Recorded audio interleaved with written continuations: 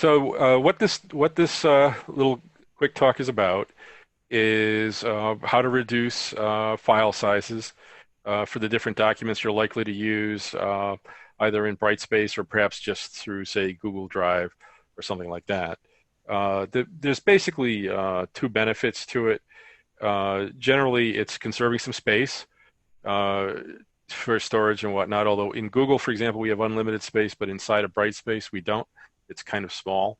And also in terms of bandwidth, particularly for the student experience, if you have a file that's 150 megs that can be reduced to say 2 or 3, that means that someone on a lousy connection or a much slower connection, I should say, I'm sorry, I have a certain bias around connection speed, will be much it will be much easier for them to download that file and access it and view it in whatever way.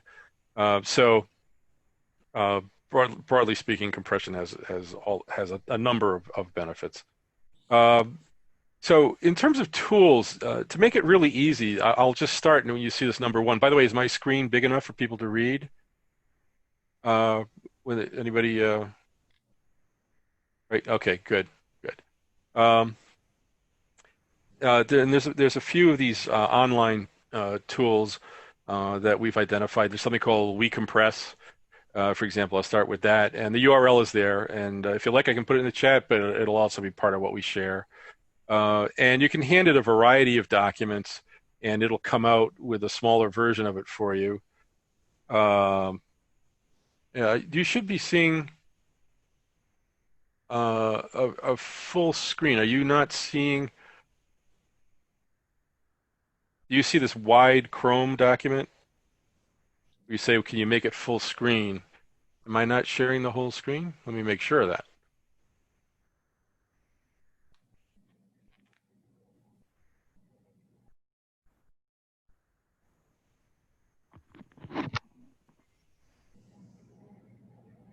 Okay, so that's definitely a full screen share. That might be the same as what it was before, but um, so there's oh,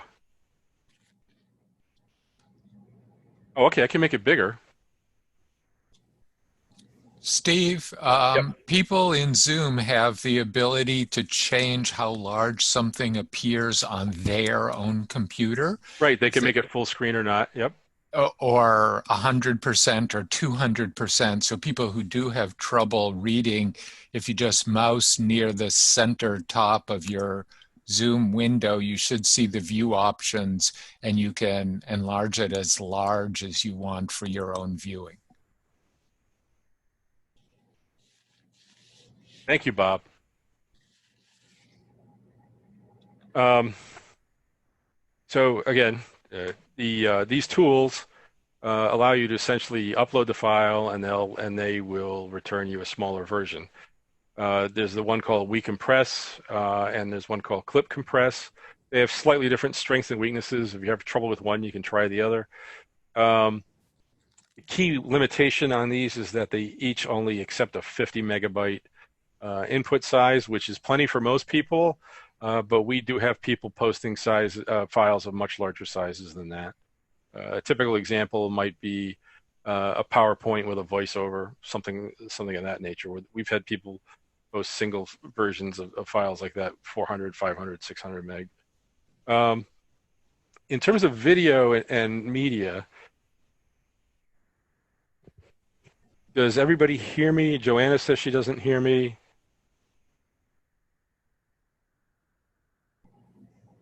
Can anybody else confirm that they hear me? Okay, Joanna.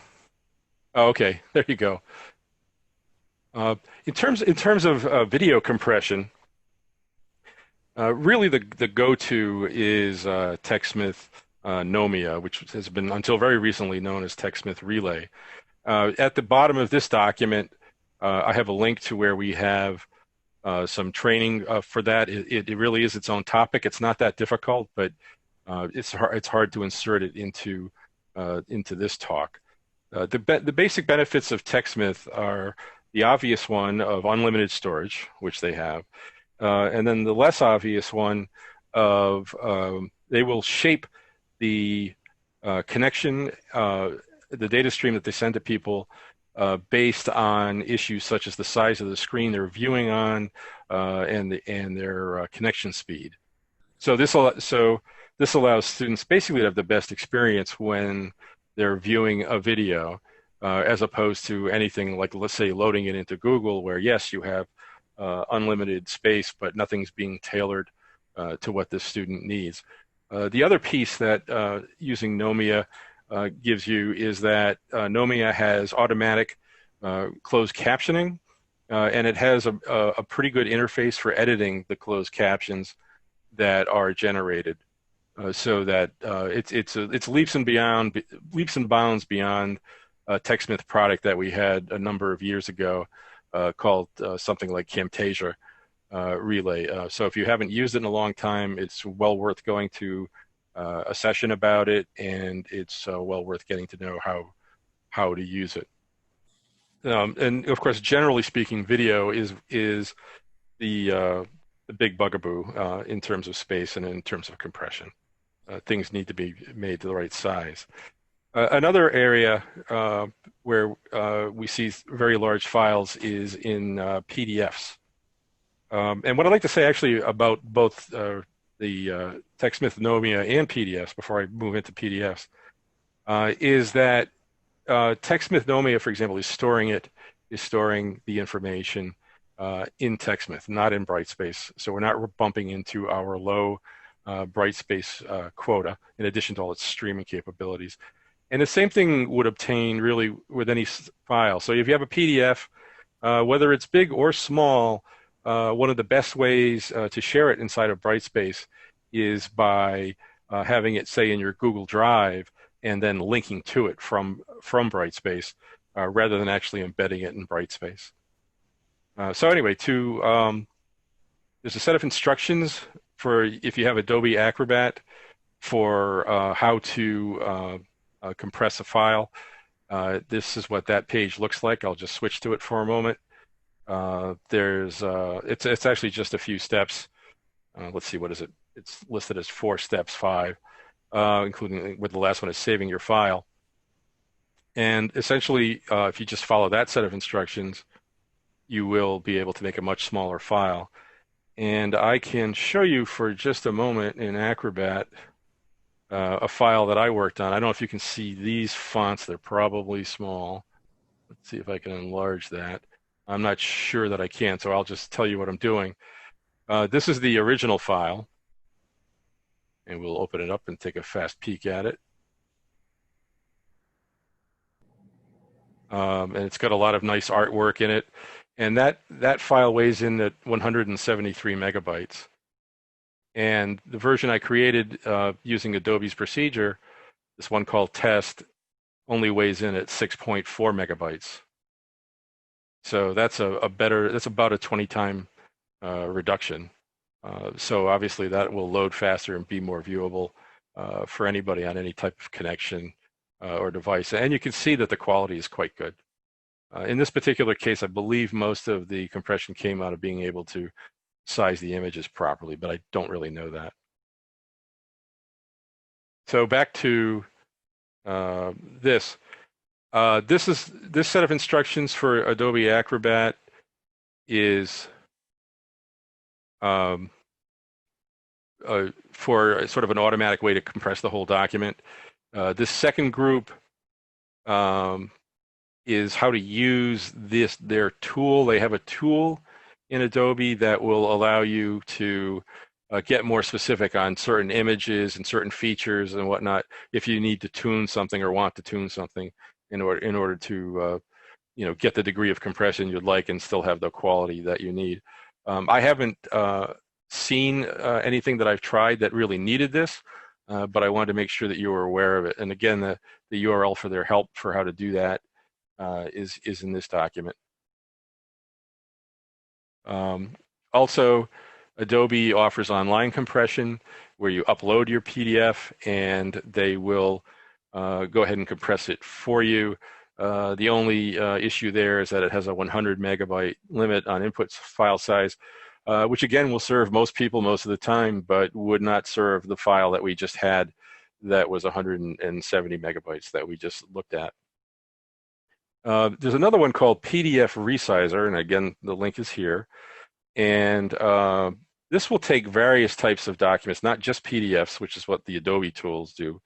Of course, it will take PDFs, it'll take Word docs, it'll take PowerPoints, and it will reduce them in size appropriately. But it also has a limit of 100 megabytes, but it can take batches of files, which is kind of interesting. So that's why it's highlighted as 100 megabytes and 50 files. What it will do, though, is it will put it back out as a PDF. So you don't get back a PowerPoint, you get back a PDF, which can be useful if you need to convert it. For PowerPoint, there's basically two ways to make the file smaller. These are sort of the detail ones. I'll actually start with the last one, TechSmith Nomia, formerly Relay. I didn't mention it before, at least I don't think I mentioned it. When you use Relay, you can bring in a PowerPoint. And one of the big kinds of files that we see are people using a PowerPoint with a lot of voiceovers or other embedded media. And TechSmith Nomia can handle that very, very well. You import the file, you basically follow a procedure, and it will convert it to a video for you with a little bit of help from you, sort of giving it pointers about where this starts and that ends and that sort of thing. And it will also give you the ability to add the captions and so forth, which you may not currently have in a PowerPoint presentation file. So for a lot of situations, again, Nomia is a good approach to it. But I do have some pointers to some documentation on how to make the file smaller within the file.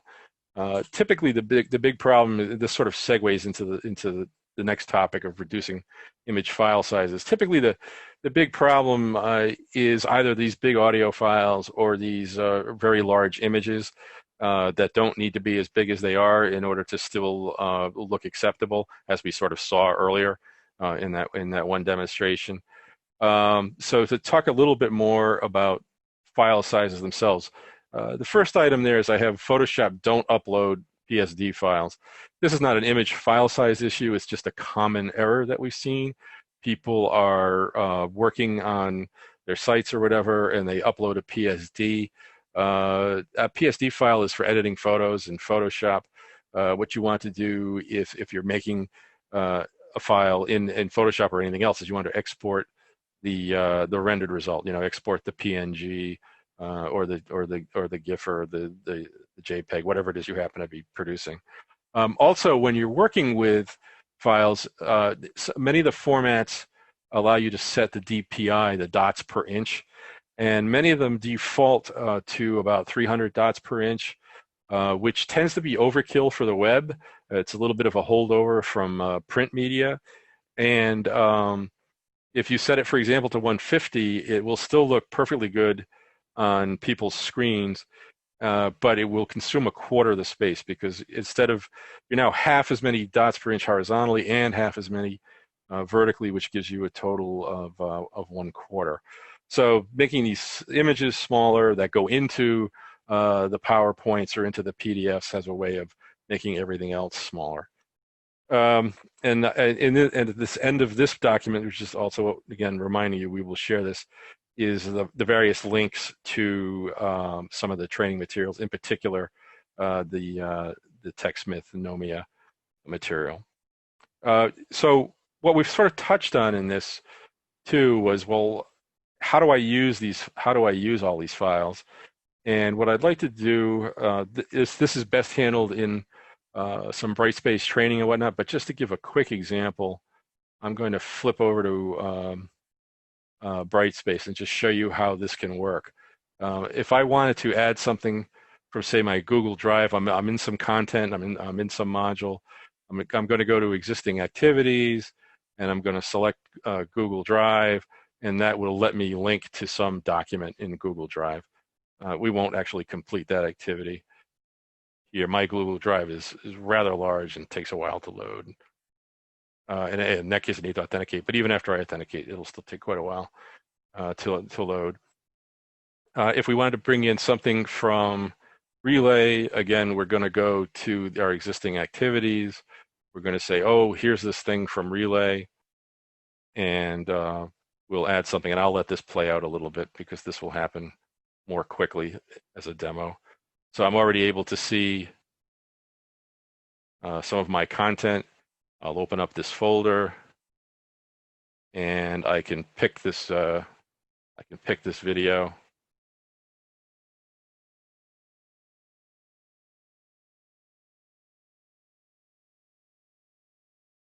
And now this video has become part of the content. And if I were to click on it, you'll see that we can then view it.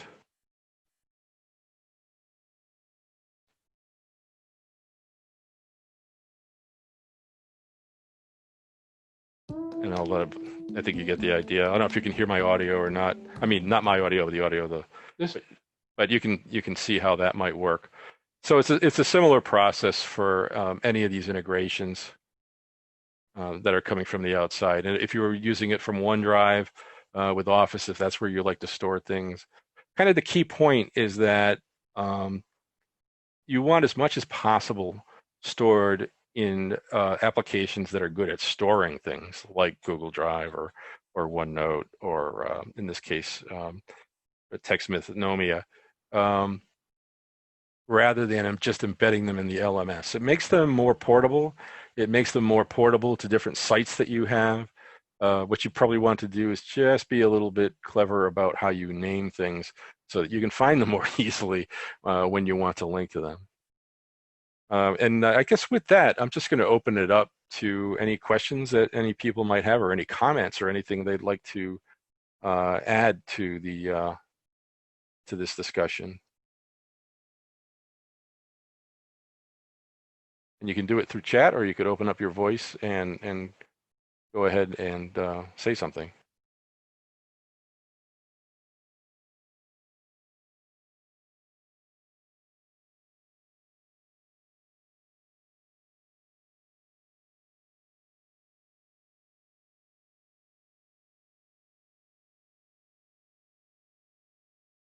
In this case, I'm using Zoom, so I'm not quite sure how that relates to WebEx, to answer Mike Greenfield's question.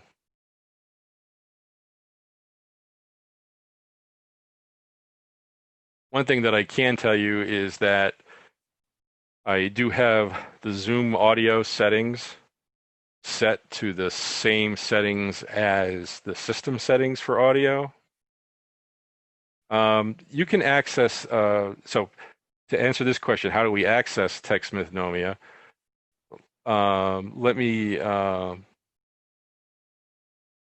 no, actually, they do not. We have so let me, well, okay, I'm answering too many questions at once. How would we access TechSmith Nomia? We have links to that from various of our information pages, but you can also just get there, although I'm not quite sure what the name is. If I look at my document from this URL, yeah, let's visit this link for a moment.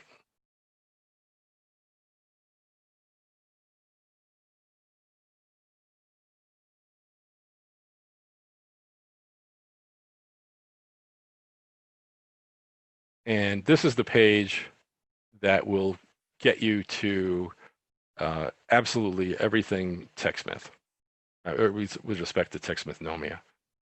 And currently, the URL is in fact uri.techsmithrelay.com.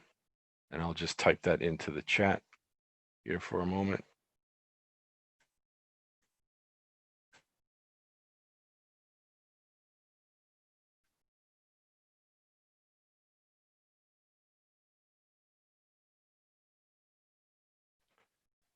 So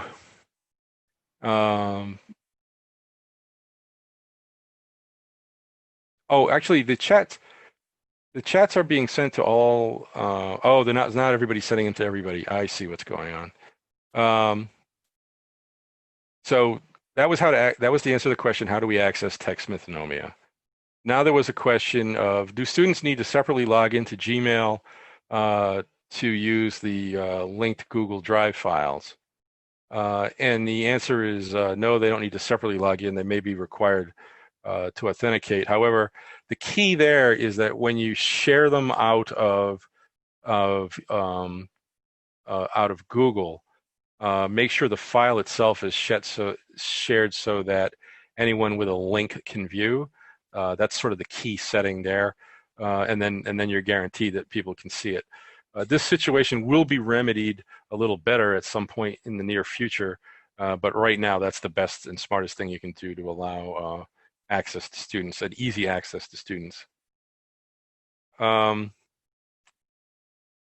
Then someone has asked, will you share that document with the links to all the resources? And yes, I did say that in the beginning, and we will do that. Um, yes, to answer, there's a question, does URI have a TextMythnomia license? And yes, it is site-wide. Everybody can use it, and in fact, students can create and share videos there as well. Any other questions?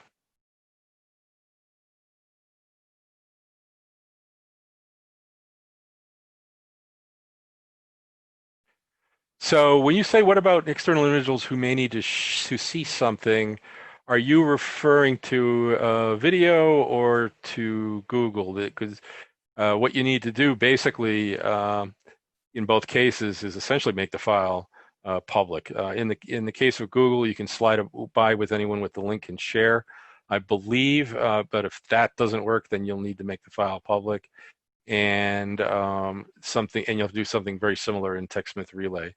If you don't have authentication, then you don't have authentication. If you bring the, oh, okay, what? What are the pros and cons of storing files on Google or OneNote? Do you mean, can you clarify, do you mean Google versus OneNote, or do you just mean on Google or OneNote versus something else?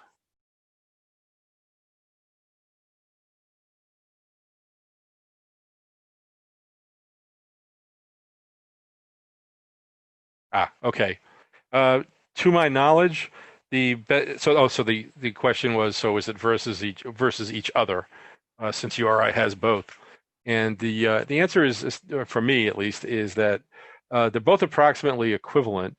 I think you'll find that you have fewer friction problems with people using OneNote, because right now there isn't any of that domain stuff going on. So they should be able, uh, they're essentially guaranteed to be able to work in OneNote, provided you shared the file properly, because they're not in separate domains.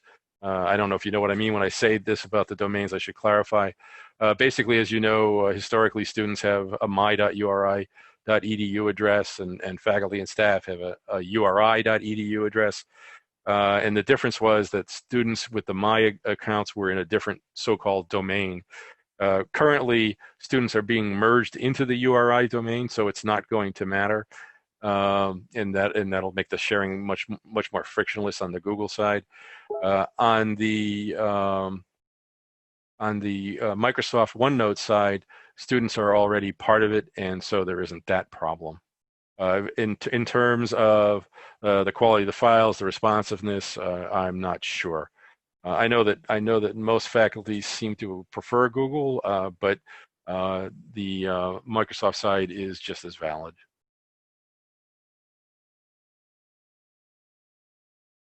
Any other questions?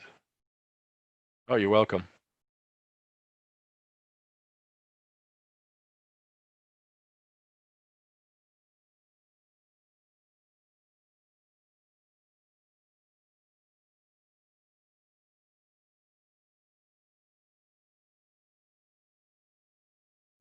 So, is there any other question or comment that anyone would like to make? Any feedback? Oh, here comes a question.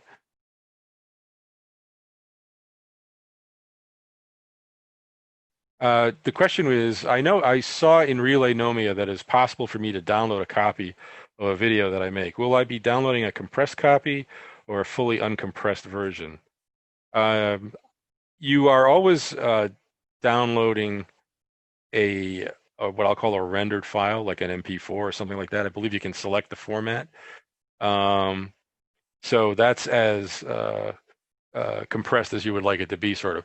What you are going to do is download sort of an end product. You will also get if you have captions, you'll also get the caption files with it. So when you say fully uncompressed, uh, all the video codecs use compression. MP4 is a compression scheme. Uh, so you will get, like I say, perhaps an MP4 and a caption file, or whatever the format you select. Does that make sense?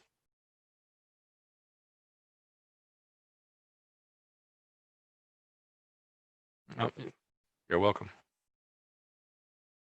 Any other questions?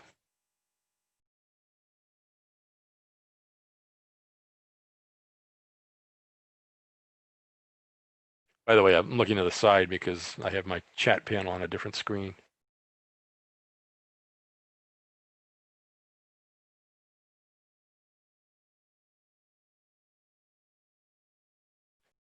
Well, as I noted earlier, we will be sending out links to this material, and we will make it available to you. I think with that, we can wrap up this session again, unless someone has more questions.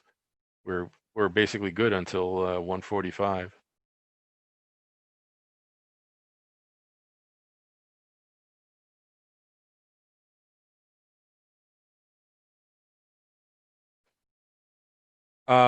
I don't have. Somebody just asked a question. Do you have a recommended frame rate for videos if that becomes a choice in the software? Um, I would say it doesn't have to be too fast. You can get away with 24 in all likelihood. Um, but I'm not sure where that comes up. Hollywood uses 24, and another more common one is 28.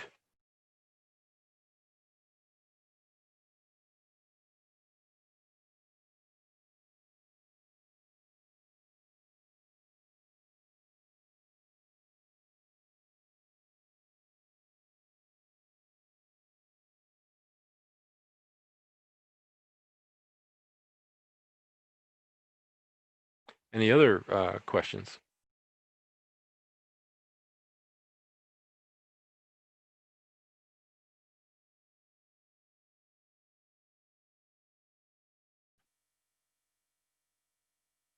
Yes, you can, although we will be generally publishing it. The question was, may I email you to get a copy of your doc? And the answer is yes, you can, but we will make it available.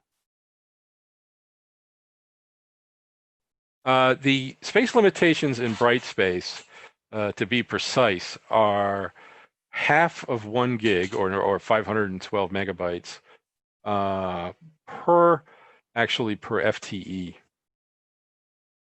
But that is not as much as it sounds like when you work it all out, which is what drives the need to conserve space. Although it's not really just about conserving space. Putting things in things like Relay and in Google also makes them more portable. They don't have to be linked to just from within Brightspace, and it does not bump up against the storage limits. And you get, in the case of video, you get the shaping of the output.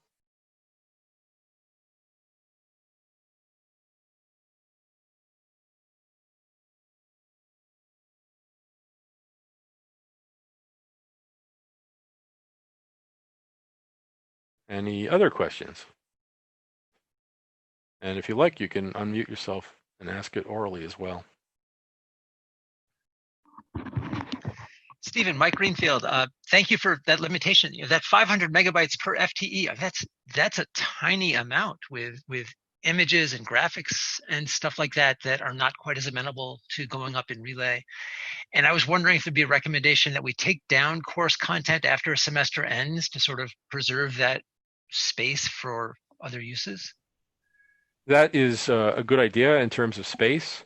Uh, the other issue, on the other hand, though, is preservation of activity in the course. So, for example, you might want to take down the resources, but not necessarily delete the course. That kind of thing, in case you have like a grade challenge or something like that. Yeah, I certainly had students, and maybe this is a better general question to go after. I had students who would submit assignments by taking high resolution photographs of each page, and I'd get 6, 7, 8 files of 30 megabytes each for a single assignment from a single student. Oh, okay. All And right. are there, I guess more generally, are there recommendations about what we can point students to in order to conveniently reproduce take their high resolution photos and convert them into a manageable PDF that they can Well, submit? actually, the any of those links that for those online compression tools that I've shown you would be suitable for that. Any of the ones that can handle an image. Let's see. Let's go back. Let's take a quick peek at that. And if you can comment on if there's any kind of best practice one you'd point to that we should point to students to first. Probably either the WeCompress or the Clip Compress, and there are others out there as well. We kind of like these because they're not quite as loaded with ads and that sort of thing. That they don't look like they're complete traps for people to go to when they use them. There's plenty of sites that do it, but some of those sites are really ways to get people in, to show them ads, to get them to click on inappropriate things. These seem pretty clean. Thank you for pointing that out. I appreciate that. So, but I'm sure there's others that are good. I mean, we haven't done what I'll call an exhaustive search, but we did find these that we liked, relatively speaking.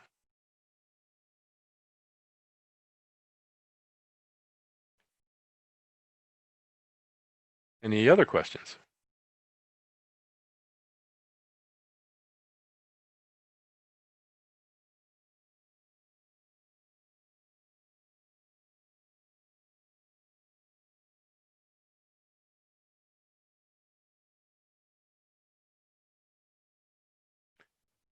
Well, okay.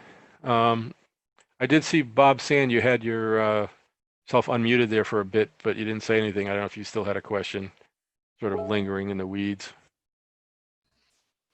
Steve, you're paying too much attention. I was just going to comment to Mike that, as you had said previously, storing as much as you can in your Google Drive will relieve the storage space within Brightspace. Right. The architecture, thank you, Bob. The architecture of using Google or OneDrive basically keeps the stuff out of the LMS and keeps it portable, because you can link to it from outside the LMS very easily if you need to. Or if you have new sites and you want to link back to it, you don't have to copy it over from one site within the LMS to another LMS. You can just bring over the link, and so that makes it easier to work with. Brightspace doesn't have the same kind of resources set up that Sakai did, so there's some convenience to just being able to copy a link around. And then the other piece with respect to compression is just to make them smaller so that people can more easily access whatever it happens to be and more easily view it, especially on lower bandwidth connections. Somebody asked, is there a way to see how much space we are using in Brightspace? And the answer is, I do not know. One would think that there has to be such a way, but I have not come across it, and I have not searched for it.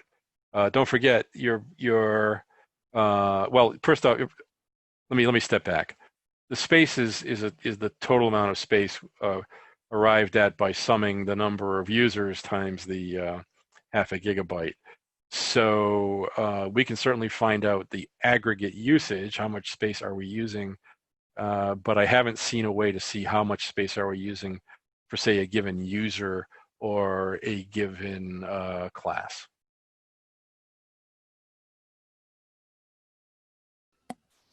Steve, I think this is a case of tragedy of the commons. If a couple people choose to ignore the space limitations, they could eat up much of the space for the other users. So we all have to play nice in the sandbox and try and keep things small. Yeah, absolutely. That's a really good point. Also, while I haven't found such a thing, I cannot believe there isn't such a way to find out, hey, Bob Sand is using 8 gig, and then talk to that person. But I don't know how to check it right now. And I don't know how to tell people how to check it. Is that size limitation in Brightspace a bit different from what we had with Sakai? Because I don't remember there being any of these kinds of discussions when either Sakai was local on URI or outsourced. In Sakai, you had by default a 1 gig limit per site, and it could be raised for you upon request. Whereas here there's no hard limit on any one person or any one site, but there's an aggregate hard limit. Okay, for me, this may have just simply been a matter that the emergency semester where everybody was uploading everything electronically happened to be, I made the transition to Brightspace, and I was not in that situation in Sakai, so that could be the reason. Right. Okay.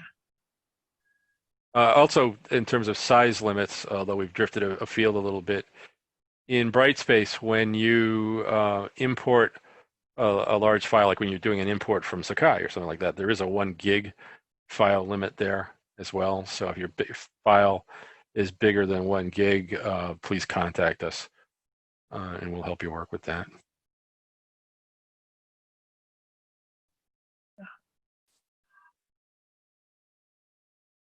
I'll throw out there, if there's not other questions coming in, I'll throw out there that to replicate the resources section of Sakai, I was able to do that in Brightspace by essentially creating a module with submodules.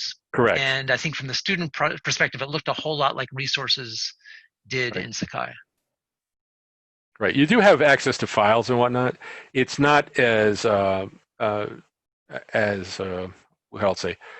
obvious and intuitive as it is in Sakai with respect to resources. Sakai, you just had this nice resources tool and a whole bunch of files just lived in there, and it's a little different in Brightspace. I mean, you can certainly store files in Brightspace, and you do every time you import stuff, say from Sakai, but it's not really set up in the same way. On this size usage, do you know if there's an easy way that I can essentially delete student submissions in order to save some space on sites if I maybe want to preserve a site but don't necessarily care to submit the work that students submitted? I would have to believe there is a way to do that. I haven't explored that part of the functionality. Like, for example, when you're in an assignment and you're looking at submissions, I would surely think there's a way to do that, but I have not explored it. Let me see if I can find something. Oh, I'll have to go into real student data. I don't have any fake submissions laying around. Yeah, probably better not to do that, just in terms of the yeah. recording and all of that. Right, right. I have fake grades, but they're associated with assignments that haven't been submitted that I used for my grade export talk. But I don't have fake students submitting fake assignments that we can play with. I'll maybe look at the 2 courses I did in Brightspace in the second half of the semester, see what I can see about usage. Maybe I'll send you an email and we can continue that offline. Sure. I mean, I'm sure it's going to be a question. Just a bridge that I myself have not crossed yet. Okay, we are coming up on the end of our schedule. We're supposed to have a 15-minute break between the end of one session and the start of the next. So I'm ready to wrap it up, but if anybody has any more questions, I'm happy to entertain them as well. And I'm starting to see people leave. Oh, you're welcome. Catherine Branch said thank you. Okay, and with that, I am going to stop sharing, and then I'm going to end the session. Bye now.